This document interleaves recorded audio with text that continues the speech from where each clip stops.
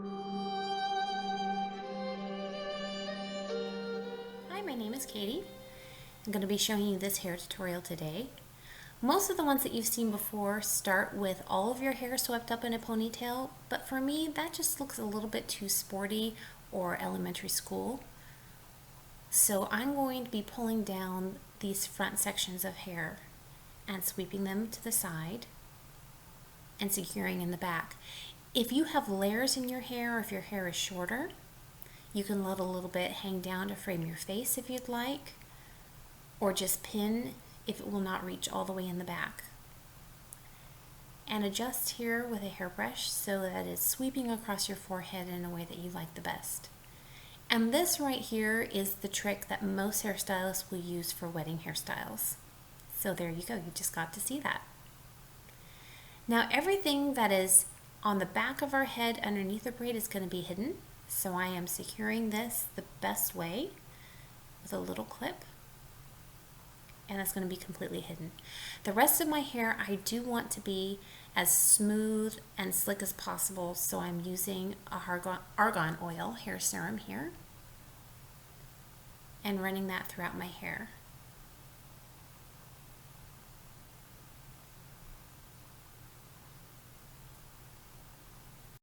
This braid is called a cage braid, I've been told, because it resembles the human rib cage. To me, that's kind of gross, but I didn't get to name it, so I can't be picky. Alright, so start with the top section here at the very top of your ponytail.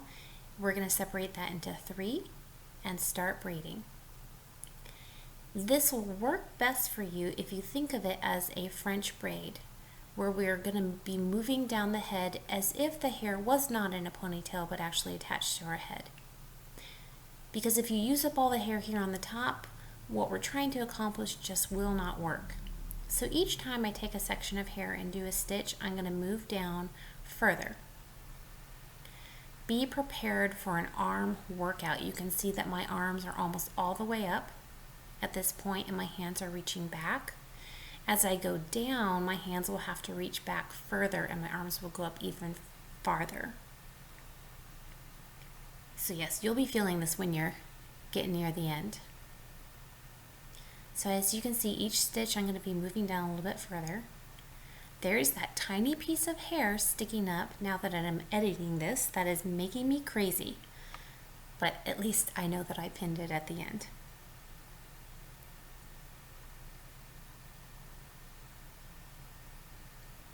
So here we go, moving down further, and you can see just how far back I'm reaching now. The goal is to use up your hair by the time you reach the nape of your neck. So you're going to have to judge how thick your sections are going to be as you go down based on the own thickness of your hair.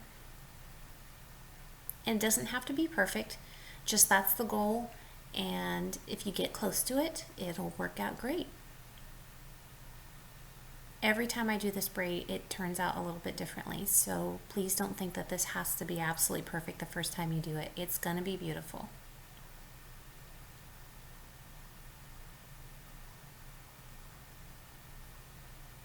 And once we use up every single bit of the hair and it's all joined into the braid is going to continue as a regular English 3-strand braid. Now this part goes a lot faster, of course. And when you get to the end, secure with an elastic.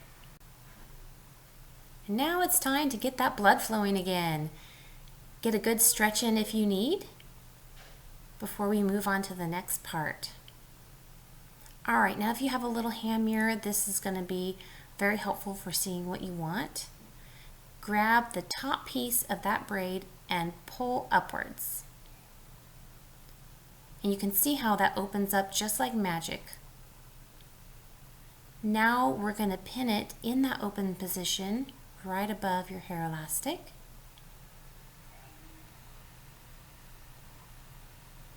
Once it's pinned in the open position that you like, the rest of the pins are pretty much hiding all the other sections.